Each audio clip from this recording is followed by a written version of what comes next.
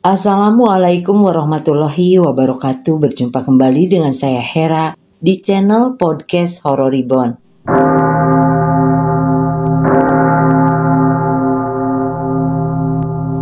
Hembusan angin tampak malu-malu berhembus di antara celah-celah jendela. Jendela yang menjadi sumber cahaya itu, di bawahnya tidurlah seorang gadis desa bernama Rahayu. Dia sudah terbaring dan tidak bangun selama 2 minggu. Napasnya masih ada dan detak jantungnya juga masih terasa. Mendengar kabar Rahayu sakit membuat para tetangga datang menjenguk. Tradisi menjenguk orang sakit masih terus dilakukan oleh orang-orang di kampungnya. Bahkan tidak ada batasan minimal. Sekiranya ada yang sakit agak lama, mereka akan pasti berusaha menjenguk. Satu persatu dari mereka masuk ke kamar melihat keadaan Rahayu. Mata Rahayu tertutup rapat. Beberapa dari mereka mencoba membuka matanya.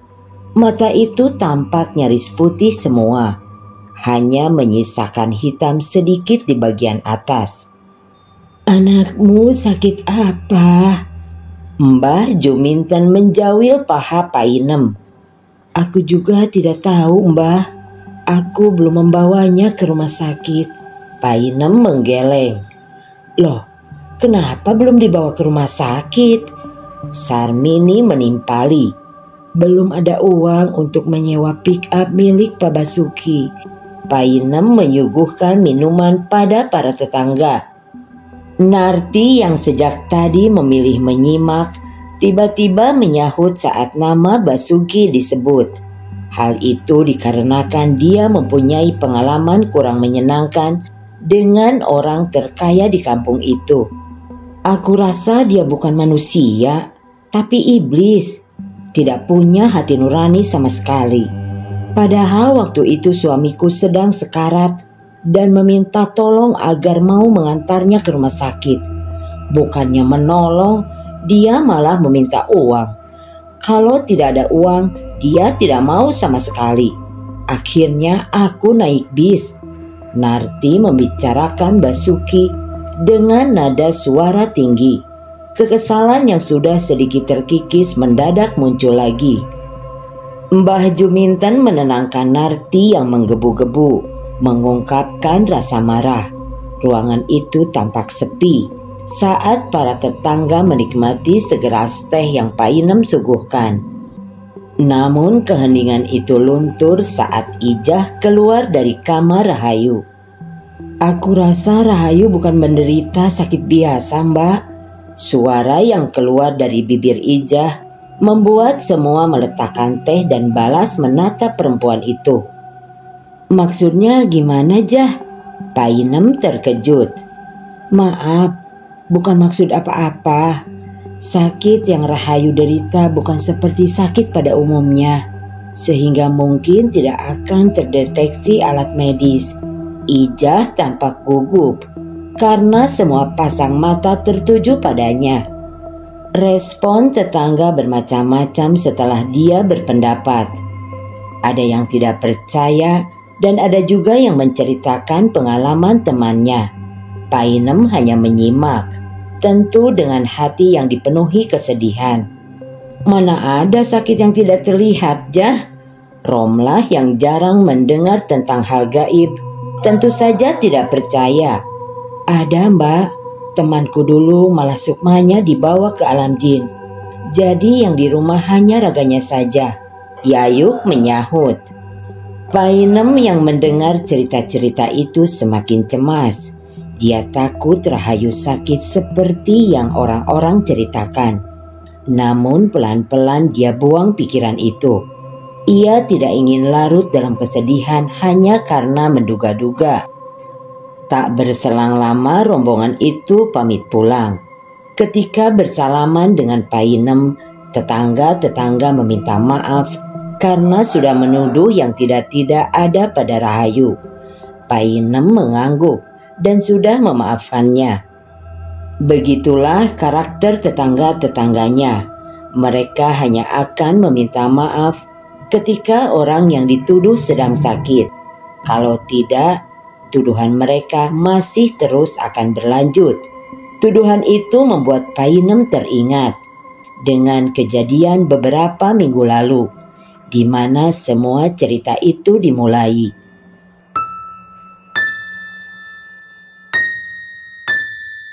Painem senang karena Rahayu selalu ikut membantu menggarap sawah milik Haji Muhaimin. Bahkan kadang sang buah hati lebih semangat ketimbang dirinya sendiri. Painem merupakan seorang buruh tani. Dia sering mengerjakan sawah apabila dibutuhkan. Haji Muhaimin memiliki nama panggilan Haji Imin. Haji Imin merupakan orang kaya yang memiliki sawah berhektar-hektar. Orang terkaya di kampung sebelah itu sering memakai jasa Painem dan buruh tani lainnya. Belakangan ini Painem menyadari jika ada yang menyukai Rahayu. Orang itu adalah Parjo, anak dari Haji Imin. Awal-awal Painem menganggap semua yang Parjo lakukan semata-mata hanya sebatas atasan dan bawahan saja. Namun seiring waktu berjalan, Painem merasa perhatian yang Parjo berikan berbeda. Sepertinya anak dari Haji Imin menyukai Putri Mumba. Narti tiba-tiba duduk di samping Painem yang tengah beristirahat di gubuk. Ah, mana mungkin orang kaya mau dengan orang miskinar. Painem mencoba menepis anggapan yang mungkin sudah mulai masuk ke pikiran para tetangga. Narti bersikeras. Dia mengatakan hal itu karena sering melihat Parjo membawakan makanan untuk Painem dan Rahayu. Tak hanya sampai di situ, Parjo selalu mengajak Rahayu makan di tempat lain. Semua itu tidak akan terjadi kalau tidak ada rasa suka, Mbak. Narti melepaskan napasnya yang sejak tadi dia tahan. Painem hanya bisa menelan ludah mendengar dugaan Narti. Kalau dia pikir-pikir, Narti benar juga. Tingkah laku Parjo memang seperti orang jatuh cinta. Painem berniat ingin mencari tahu lewat Rahayu setelah pulang dari sawah. Sejak kejadian itu, tanpa ditanya, Rahayu malah sering cerita sendiri soal kencan dengan Parjo. Dia cerita sering makan di pinggiran sungai. Bu, tahu nggak? Ada kejadian aneh saat makan siang tadi. Rahayu merapatkan tubuhnya ke tubuh Painem. Apa, Rahayu? Painem yang tengah sibuk menata makan malam dibuat penasaran. Tadi saat Parjo mengambil nasi lagi, aku mendengar ada yang memanggilku. Awalnya aku kira hanya pantulan suara saja. Namun saat aku dengar baik-baik, itu suara laki-laki dan berasal dari seberang sungai. Rahayu menggeliat. Cerita itu membuat beberapa bagian tubuh merinding. Painem diam saja. Dia mencoba mencerna apa yang terjadi pada Rahayu. Apa benar sungai itu angker sehingga ada penunggunya? Kalau iya ada penunggu, kenapa sejak kecil dia tidak pernah mendapat cerita mistis tentang sungai tersebut? Rahayu yang melihat Painem tidak merespon bertanya lagi. Dia ingin mendapat tanggapan dari sang ibu. Siapa tahu pernah ada cerita soal sungai itu di masa lampau, sehingga bisa dikaitkan dengan kejadian yang dia alami. Ibu kok diam saja? Kira-kira itu suara siapa ya, Bu? Rahayu bertanya dengan nada agak kesal. Mungkin kamu salah dengar, Rahayu. Karena sejak kecil ibu tidak pernah mendengar cerita aneh-aneh tentang sungai itu. Painem menjawab sambil memberikan sepiring nasi dan lauk pada Rahayu. Rahayu hanya mengangguk saja dan melahap makanan yang ada di piring tersebut. Kabar kedekatan Rahayu dan Parjo tersiar di mana-mana. Bukan hanya di kampung tempat Painem tinggal, melainkan juga di kampung tempat tinggal Haji Imin. Bahkan kabar itu semakin menguat karena Parjo diam-diam sering cerita ke para tetangga kalau ia ingin menikahi Rahayu. Cerita itu seolah punya kaki, berjalan dari satu tetangga ke tetangga lainnya, hingga menyebar sampai 2 kampung sekaligus. Painem yang mendengar kabar Rahayu akan dilamar takut sekaligus bahagia. Takut karena Parjo adalah anak dari Haji Imin, orang yang statusnya di atas mereka. Sedangkan bahagianya karena Rahayu akan menikah tepat di usia yang matang untuk melangsungkan pernikahan. Berita yang sudah menyebar luas itu mendapat berbagai tanggapan. "Wah, beruntung sekali kamu, Nem.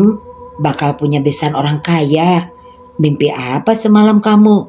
Narti yang sama-sama buruh bertanya dengan ekspresi wajah iri.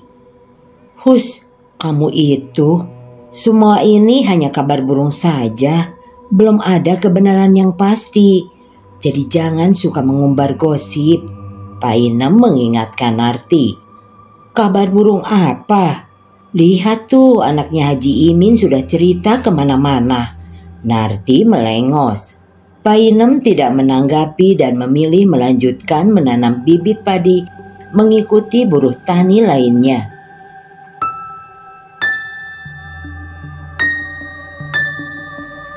Ketika malam tiba, angin berhembus sangat kencang. Kilatan petir menyambar sesekali. Gemuruh terdengar membuat detak jantung berdegup lebih sering. Painem menutup beberapa lubang yang tampak di atas genting, berjaga-jaga agar air hujan tidak masuk ke rumah. Karena suasana semakin mencekam, Painem berniat menutup pintu. Namun saat pintu hendak tertutup, dia melihat bayangan besar berjalan menghampiri. Ketika bayangan itu semakin dekat, Painem bisa melihat siapa pemilik bayangan itu. Ternyata laki-laki berbrewok dan bertubuh besar. Painem tidak mengenal laki-laki itu, bahkan bertemu pun tidak pernah. Dengan sangat hati-hati, Painem menanyakan tujuan laki-laki itu datang ke rumah. "Saya disuruh Haji Imin datang ke sini. Boleh kita bicara sebentar?" Laki-laki brewok itu langsung duduk di kursi bambu tanpa dipersilahkan terlebih dulu. "Ada apa?" Painem memegangi dada karena merasa takut. Sejak laki-laki itu datang, ia selalu menghidangkan tatapan tajam.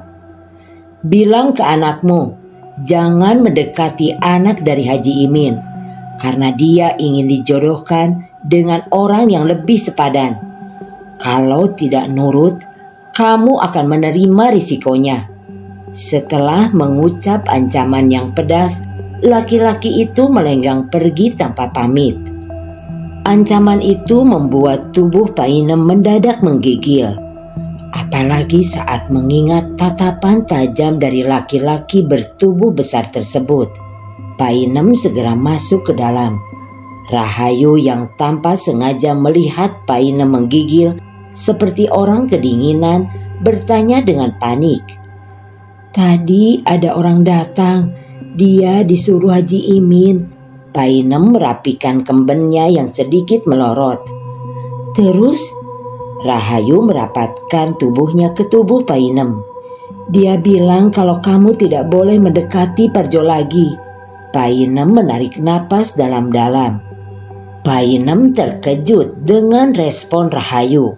Rahayu tidak terima mendapat perlakuan seperti itu. Ia berniat akan melaporkan laki-laki yang sudah berani meneror ibunya itu pada Parjo. Painem semakin ketakutan dan memohon pada anaknya agar tidak melakukan hal itu. "Kita harus memberi orang itu pelajaran, sekaligus memberitahu bahwa rasa cinta kami tidak ada yang bisa memisahkan."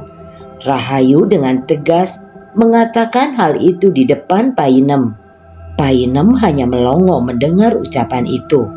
Dia tidak menyangka anaknya sudah dewasa, sehingga kata-kata semacam itu keluar begitu saja.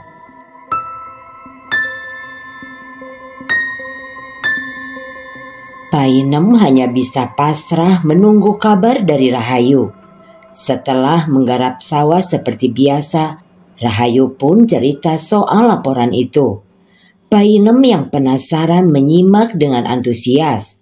Mendapat laporan dari Rahayu membuat Parjo naik pitam. Dia pun memarahi Haji Imin. "Lalu apa yang terjadi, Nak?" Painem sudah tidak sabar. "Ya, Haji Imin tidak berani mengulangi lagi. Parjo sudah mengancam akan pergi dari rumah jika ada yang meneror kita lagi, Bu." Rahayu terlihat sangat bangga. Painem mengelus dada merasa lega. Dia takut terjadi apa-apa pada Rahayu.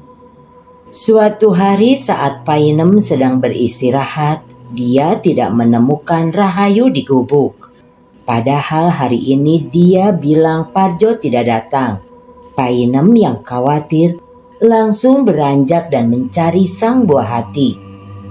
Painem yang berniat mencari Rahayu terkejut ketika sampai di pinggiran sungai itu. Matanya membelalak saat melihat Rahayu berjalan ke tengah sungai. Padahal saat itu aliran sungai sangat deras. Painem langsung beringsatan mencari cara agar anaknya tidak sampai ke tengah. "Rahayu, Rahayu mau kemana?" Painem tampak panik. Dia teriaki Rahayu yang masih terus berjalan ke tengah sungai. Rahayu tidak berhenti dan terus berjalan. Suara Painem yang lantang seperti tidak ia dengar. Painem mencari cara lain. Dia lempari anaknya dengan batu kecil. Batu itu mengenai punggung Rahayu. Rahayu tersadar. Tubuhnya menggeliat dan bergetar hebat. Painem meminta sang anak untuk kembali. Secepat mungkin Rahayu lari kembali menepi. "Kamu mau kemana, Rahayu?" Setibanya di pinggiran sungai, Painem langsung menarik tangan Rahayu yang berusaha naik. "Tadi aku lihat ada laki-laki di seberang. Dia memanggil namaku dan melambaikan tangan. Lalu entah kenapa aku seperti nurut saja saat dia menyuruhku ke sana." Rahayu menutup wajah dan sedikit mengusapnya karena masih tidak menyangka dengan apa yang terjadi. Painem segera mengajak pergi Rahayu dari sana. Dia takut sang buah hati dibawa oleh makhluk tak kasat mata yang saat ini sering dia dengar dari tetangga belakangan ini. Sebelum masuk ke rumah, ia meminta Rahayu membersihkan diri dengan air keran yang ada di depan.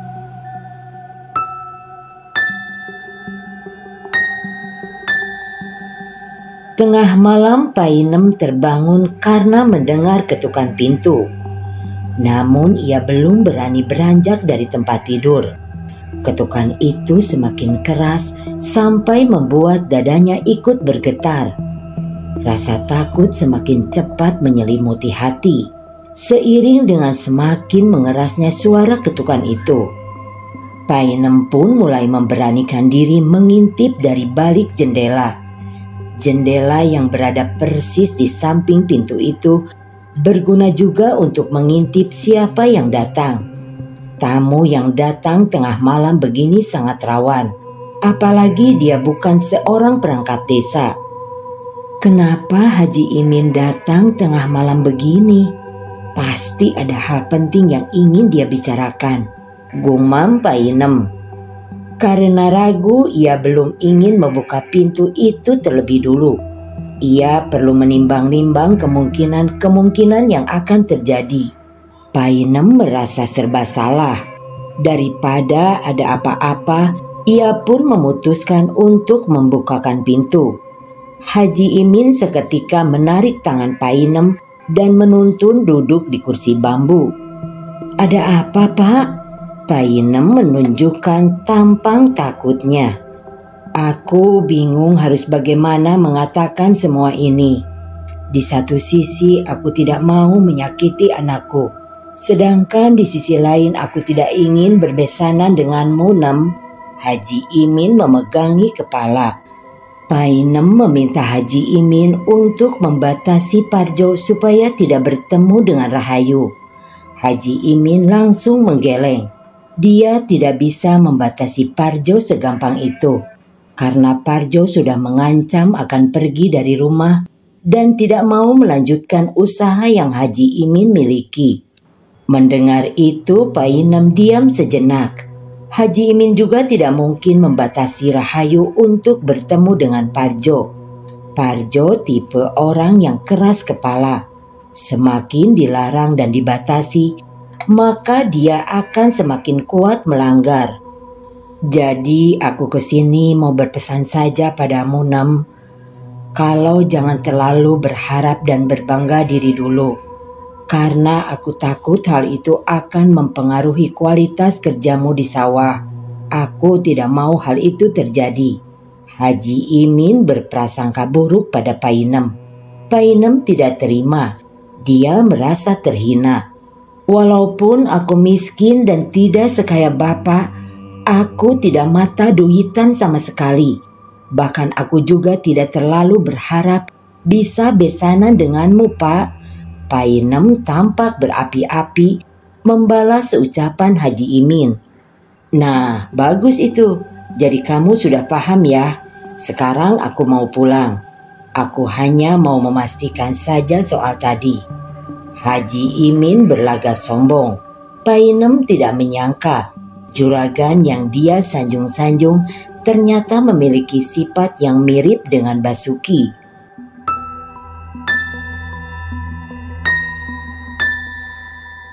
Orang suruhan Haji Imin datang lagi pagi-pagi buta saat Painem dan Rahayu hendak berangkat ke sawah. Orang berbadan besar itu meminta keduanya libur dulu.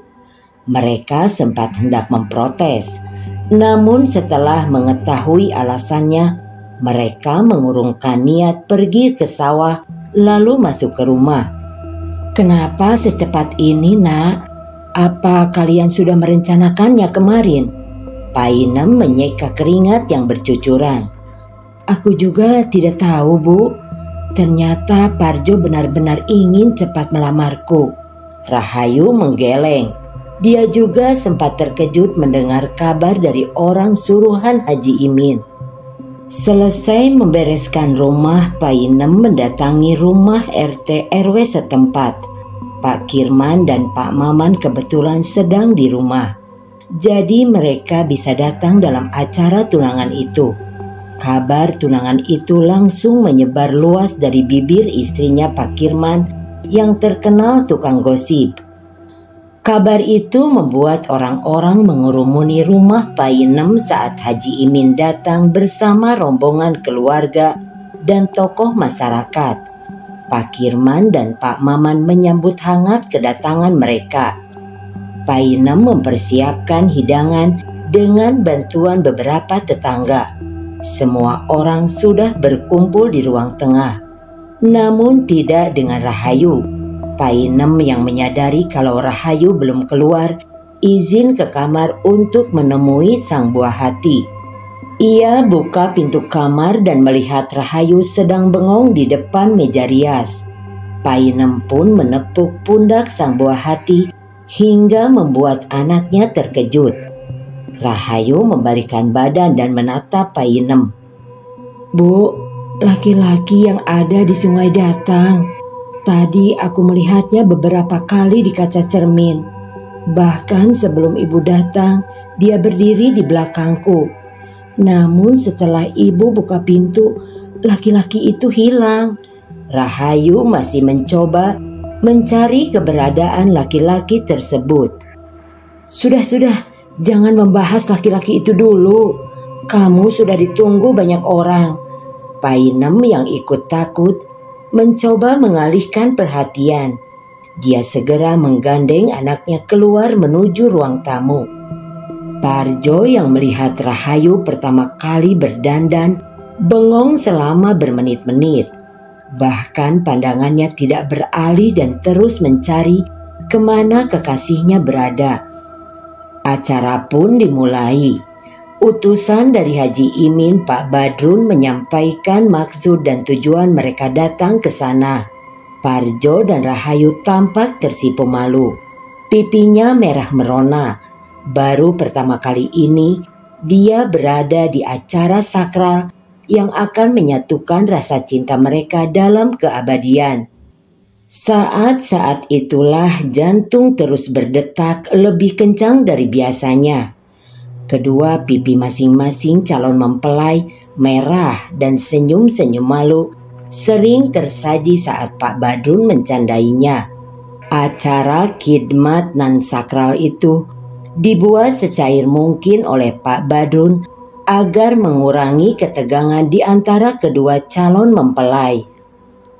Painem menjadi teringat dengan mendiang suaminya yang sudah meninggal saat Rahayu berusia 3 tahun.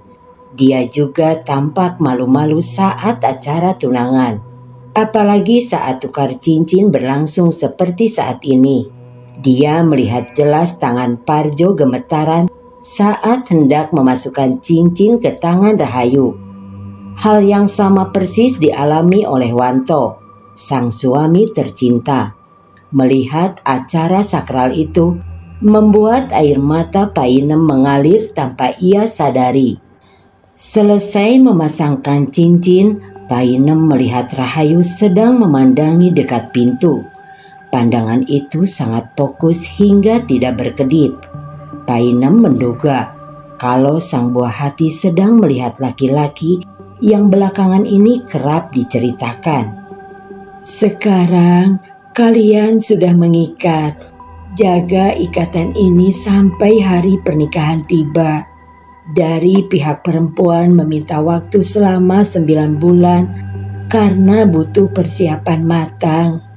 Dan Haji Imin setuju dengan permintaan itu. Acara itu ditutup dengan doa oleh Pak Badrun. Rahayu mendekati Painem setelah semua tamu pulang. Ternyata dugaan Painem benar. Kalau Rahayu melihat laki-laki yang sering disebut-sebut akhir-akhir ini, Painem meminta Rahayu untuk fokus ke pernikahan saja. Soal laki-laki itu dia menyarankan untuk mengabaikannya.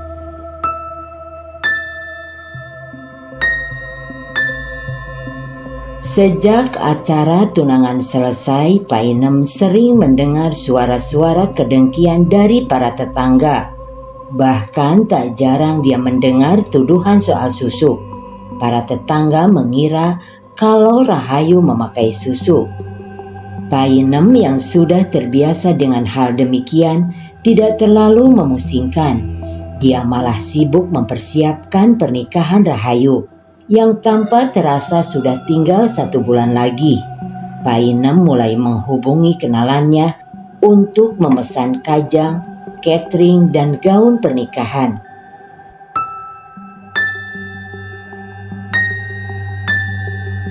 Namun kedatangan Ijah mengubah suasana.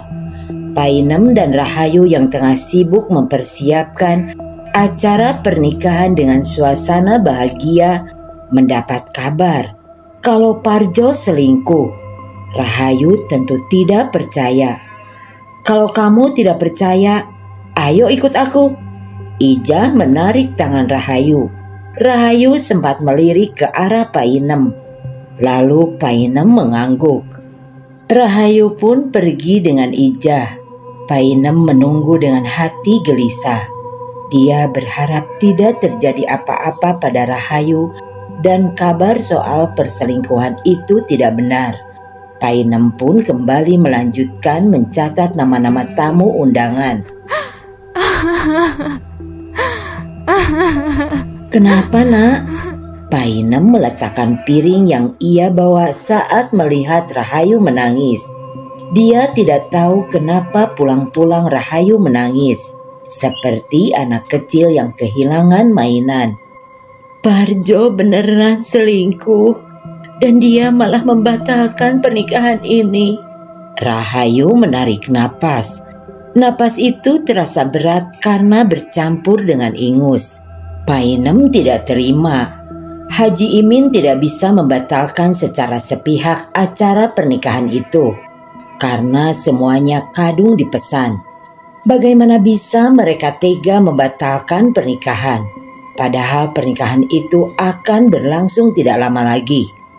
Painem melabrak Haji Imin. Haji Imin keluar dengan menggunakan kaos putih oblong dan sarung. "Kenapa kamu datang ke sini, Nem?"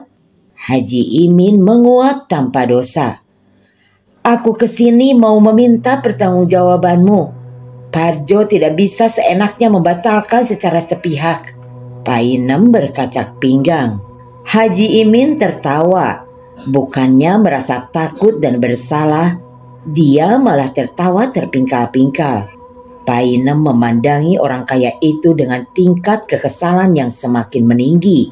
Haji Imin mengingatkan kembali dengan ucapannya di tengah malam itu. "Aku sudah mengingatkanmu waktu itu kalau jangan sampai berharap padaku. Jadi tidak perlu marah-marah begini." Haji Imin tertawa lagi. "Jadi semua ini termasuk rencanamu juga ya?" Painem yang sakit hati mulai curiga. "Tentu saja. Aku tahu Parjo hanya mengenal gadis cantik satu saja. Karena aku akui di sini tidak ada gadis yang secantik anakmu. Jadi wajar saja Parjo kepincut. Nah, karena punya banyak waktu, aku mencoba menggagalkan semua ini dengan cara mencarikan gadis yang cocok. Aku suruh pulang saja anaknya Padola yang sedang merantau di luar kota." Haji Imin memukul-mukul perut buncitnya merasa senang. Painem tidak menyangka Haji Imin bisa selicik itu. Dia masih belum menyerah. Sebelum pulang ia mengancam akan melaporkan semua keluarga Haji Imin ke polisi. Haji Imin malah seperti digelitiki oleh banyak jari setelah mendengar ucapan Painem. "Coba saja, paling kamu yang nanti masuk penjara." Haji Imin berjalan masuk ke rumah sambil terus tertawa. Suara ketawanya masih terdengar hingga di gerbang. Painem merasa putus asa dan pulang membawa tangan kosong.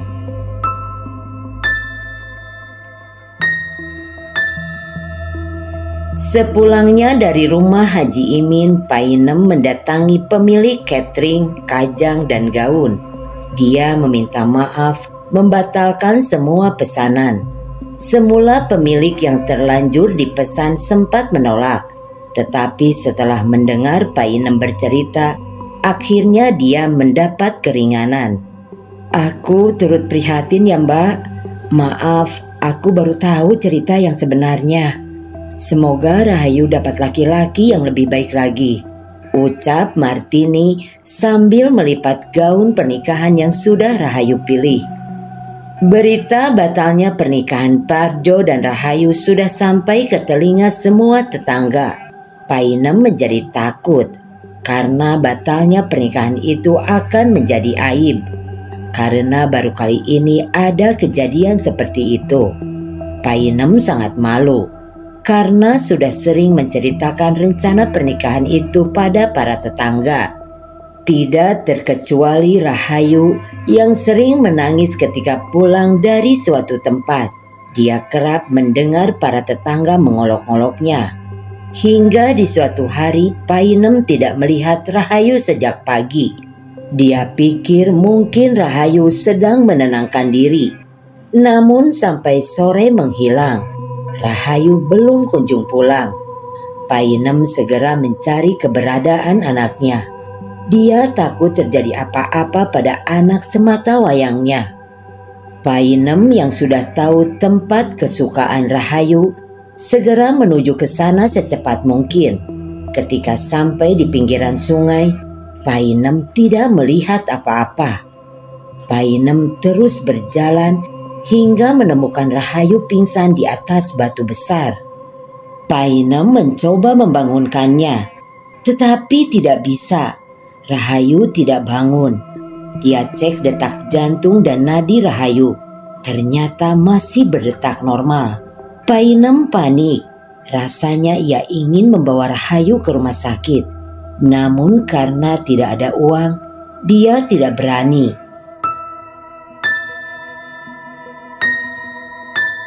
Painem tersadar dari lamunan saat mendengar Rahayu menggeram. Ia segera lari ke kamar dan mengecek keadaan sang buah hati. Painem berinisiatif memanggil nama Rahayu berkali-kali. Tak berselang lama mata Rahayu perlahan terbuka. Melihat hal itu, tubuh Painem membeku dan tegang. "Bu, aku di mana?" Rahayu menyilangkan kedua tangannya ke dada. Dia seperti tampak kebingungan dan ketakutan. Painem segera memeluk Rahayu dan mencoba menenangkan anaknya. "Sayang, kamu ada di rumah. Kamu dengan ibu di sini." Painem mengeratkan pelukannya. Pelukan seorang ibu memberi kehangatan yang berbeda. Rahayu pun bercerita tentang apa yang dia alami saat dia tidak sadarkan diri. Rahayu yang sedih karena sering mendapat ejekan dari para tetangga memilih pergi ke sungai. Hanya tempat itu yang menjadi tempat ternyaman untuk meluapkan kesedihan yang menumpuk di hati. Dia langsung menangis ketika sampai di pinggiran sungai. Kedua kaki dia tekuk dan wajahnya dia tenggelamkan di antara kedua lutut. Tangis perlahan mengalir dari kesedihan yang singgah di hatinya. "Kamu tidak perlu sedih, Rahayu, aku ada di sini." Rahayu mendengar suara laki-laki. Suara itu persis berada di sampingnya. Rahayu seketika mengangkat wajah. Mendadak cahaya matahari yang bersinar menjadi redup. Awan-awan mendung berjejer menutupi kilauan cahaya sang mentari. Keadaan sekitar menjadi agak gelap. Rahayu merasa angin berhenti berhembus. Rumput-rumput ilalang berhenti bergerak. Begitu juga dedaunan di pohon. "Kenapa semua berhenti?" Rahayu menatap curiga laki-laki yang ada di dekatnya.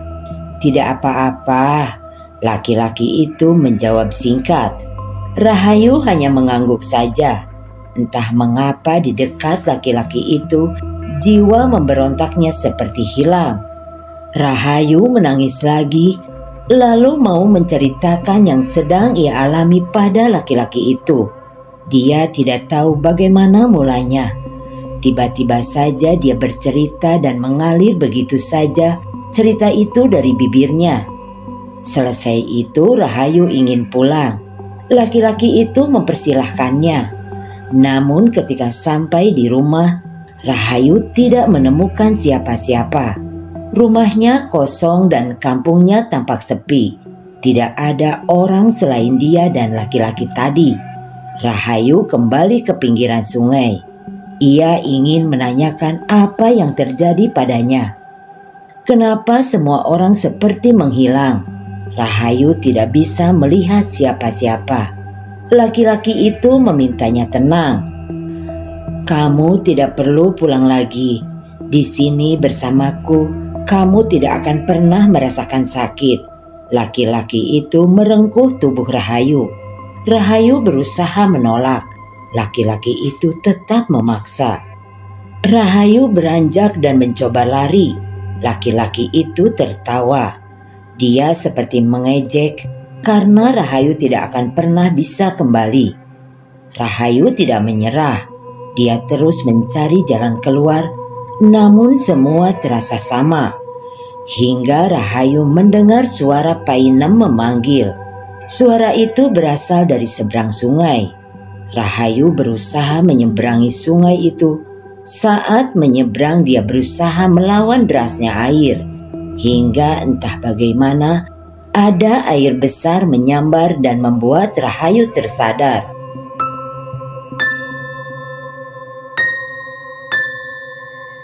Painem sangat senang karena Rahayu sudah sadar.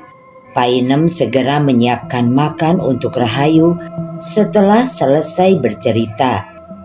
Rahayu ingin mandi karena tubuhnya terasa berkeringat, sambil menunggu Painem memasak masakan kesukaan Rahayu. Kabar sembuhnya Rahayu sudah tersebar. Ijah yang baru mendengar kabar itu segera datang. Dia interogasi Rahayu seperti seorang detektif. Dugaan Ijah benar kalau Rahayu pasti terkena gangguan gaib. Mulai sekarang jangan pergi ke sungai itu lagi, karena pasti dia akan terus mencarimu. Ijah memperingatkan Rahayu. Rahayu mengangguk. Sejak tersadar, Rahayu masih belum tenang. Dia sering mendengar kereta kuda mengelilingi rumah. Suara itu terdengar menakutkan. Kadang dia melihat bayangan dari balik jendela. Kalau sudah begitu, Rahayu akan membangunkan Painem. Sudah, ayo tidur sayang. Painem memeluk Rahayu agar tidak melihat atau mendengar hal-hal aneh lagi. Saat tidur, Rahayu bermimpi menggunakan pakaian kerajaan dan sedang berjalan bersebelahan dengan laki-laki itu. Rahayu kaget karena laki-laki itu berpenampilan seperti raja-raja zaman dulu. Rahayu mencoba membebaskan diri, tetapi tidak bisa karena dihalangi oleh para pengawal. Rahayu teriak-teriak dan terbangun saat Painem memeluk tubuhnya. Rahayu pun membalas pelukan sang ibu sambil menangis. Dia cerita kalau dipaksa menjadi ratu di sebuah kerajaan. Rahayu tidak bisa melihat jelas kerajaan itu. Yang jelas orang yang ada di sampingnya adalah laki-laki yang sering datang dan mengganggu. Painem mengangguk, lalu mencoba menenangkan anaknya. Pelukan itu membuat Rahayu bisa tidur nyenyak sampai pagi. Ketika Rahayu membantu membersihkan belakang rumah, dia melihat ada beberapa orang berpakaian prajurit sedang mengawasi. Rahayu ketakutan, lalu masuk sambil menangis. Painem kaget, lalu mengamati sekitar. Dia tidak melihat apa-apa. Ada apa, nak? Laki-laki itu datang lagi. Painem menjadi panik. Tidak, Bu. Bukan laki-laki itu, tetapi beberapa orang memakai baju prajurit. Mereka memelototiku terus sejak tadi. Aku takut, Bu. Rahayu menangis semakin keras. Painem yang juga tidak tahu harus berbuat apa, hanya bisa memeluk.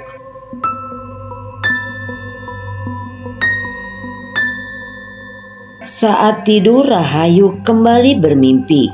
Tetapi kali ini dia melihat Painem sedang dipegangi oleh para prajurit. Mereka bersiap menombak perempuan yang dia sayangi itu. Rahayu teriak meminta agar mereka membebaskan ibunya. Namun para prajurit itu seperti tidak mendengar. Rahayu terus berteriak, hingga lagi-lagi dia terbangun karena Painem. Kemana-mana Rahayu minta Painem temani. Painem yang juga khawatir dengan senang hati menemaninya. Painem harus mencari cara supaya Rahayu tidak diganggu lagi. Mungkin Ijah tahu soal hal-hal semacam itu. Painem berencana mendatangi Ijah besok.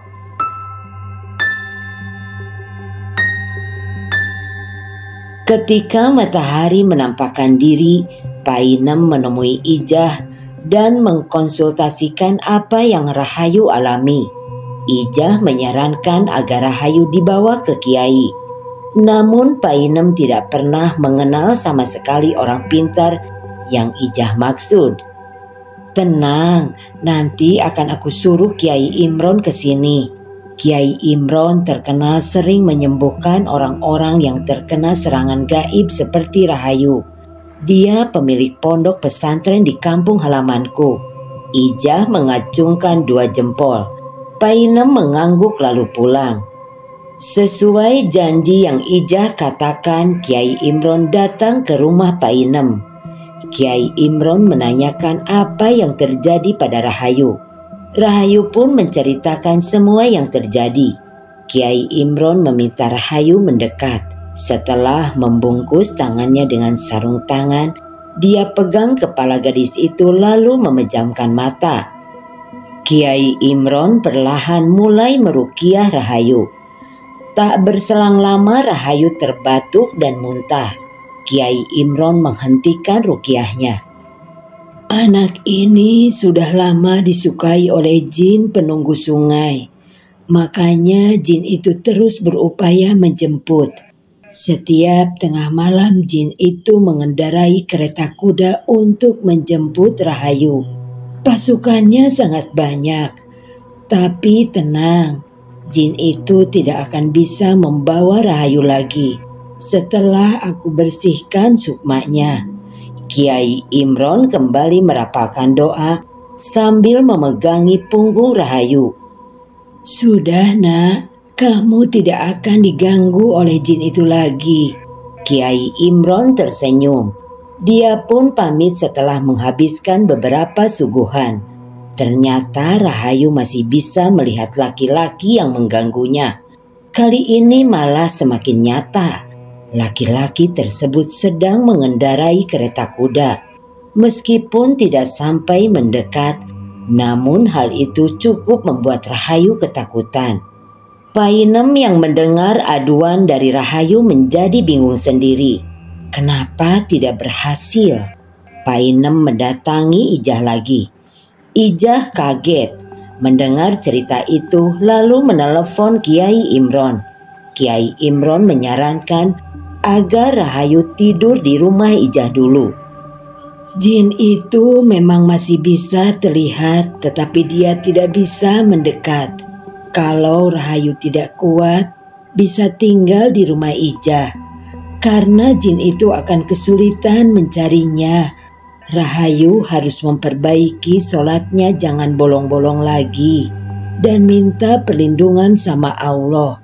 Kiai Imron menyarankan.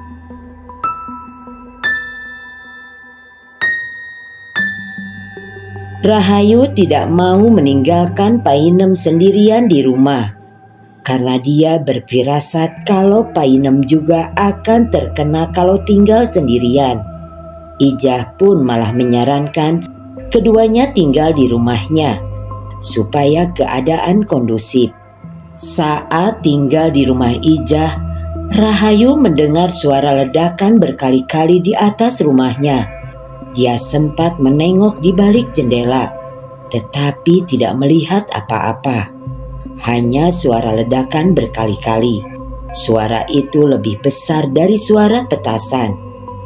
Mendengar kabar soal Rahayu yang sering mendapat gangguan, tetua kampung berencana mengadakan doa bersama. Siapa tahu dengan hal itu, segala macam hal gaib tidak datang lagi ke kampung. Usulan itu disetujui oleh para warga. Begitu pula Rahayu dan Painem. Sepanjang acara itu berlangsung, Rahayu melihat laki-laki itu tengah berdiri di belakang tetua kampung. Laki-laki itu menggunakan mahkota di kepala dan pakaian serba keemasan. Rahayu memegang erat tangan Painem ketika laki-laki itu muncul. Sejak kejadian pembatalan acara pernikahan itu, Painem sudah tidak pernah mau membantu Haji Imin mengolah sawahnya.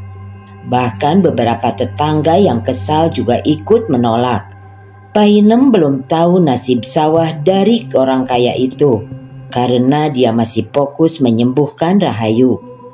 Sepulangnya dari acara itu, Rahayu kembali didatangi oleh laki-laki itu. Kali ini laki-laki itu memberi tawaran. Dia ingin Rahayu datang lagi ke sungai untuk terakhir kalinya. Setelah itu laki-laki tersebut tidak akan mengganggu lagi. Rahayu belum memberi jawaban dan mengajak rembukan Painem terlebih dulu. Painem seketika menolak. Dia memohon pada Rahayu agar tidak menyetujui tawaran itu. Rahayu mengangguk. Tapi Bu, kalau dia datang terus bagaimana? Pertanyaan itu membuat Painem terdiam sejenak. Painem dan Rahayu terjebak dalam dilema. Dia ingin mencari saran dari Kiai Imron, tetapi mereka tahu pasti jawabannya. Kiai Imron tentu akan menyarankan agar Rahayu menolak tawaran tersebut. Rahayu belum datang juga ke sungai itu, sehingga laki-laki itu terus mendatangi rumahnya. Rahayu semakin dibuat bimbang, takut dan serba salah. Bahkan tak sampai di situ, jin itu ternyata membuat ulah. Banyak para tetangga kesurupan. Kenapa ini? Tetua kebingungan. Ijah yang panik menghubungi Kiai Imron. Kiai Imron datang dan membantu menyembuhkan. Rahayu menjadi merasa bersalah. Dia menangis setiap kali mendengar ada tetangga yang kesurupan. Kejadian itu membuat para tetangga menyarankan agar Rahayu merantau atau pindah kemana dulu, supaya jin itu tidak membuat onar. Tetangga pada tahu dari Kiai Imron. Rahayu semakin tersudut. Dia takut dan bimbang. Kalau kalian bingung, ikut saya saja ke pondok. Di sana pasti aman, dan insya Allah jin itu tidak akan mendatangimu lagi. Sambil kamu memperdalam agama, Kiai Imron menyarankan. Apa Kiai dapat menjamin? Rahayu yang sudah capek dengan yang dia alami, karena sudah banyak cara yang dia coba, tetap saja laki-laki itu terus mengganggu. Insya Allah, Kiai Imron mengangguk. Mereka pun berkemas untuk pergi ke pondok. Rahayu sempat melihat dan memandangi rumahnya agak lama. Dia ingin tinggal di rumah itu lagi dengan tenang. Tapi entah kapan lagi. Rahayu berharap semuanya akan kembali normal. Rahayu dan Painem berangkat naik bis karena Kiai Imron sudah pulang lebih dulu.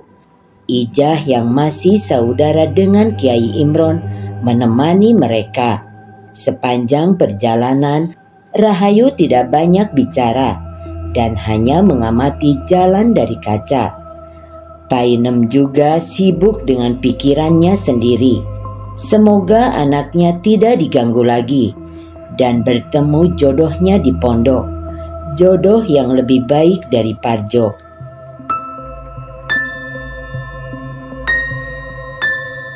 Terima kasih sudah menonton. Assalamualaikum. Sapunya repegat simpai. Paturai pa tepang deui.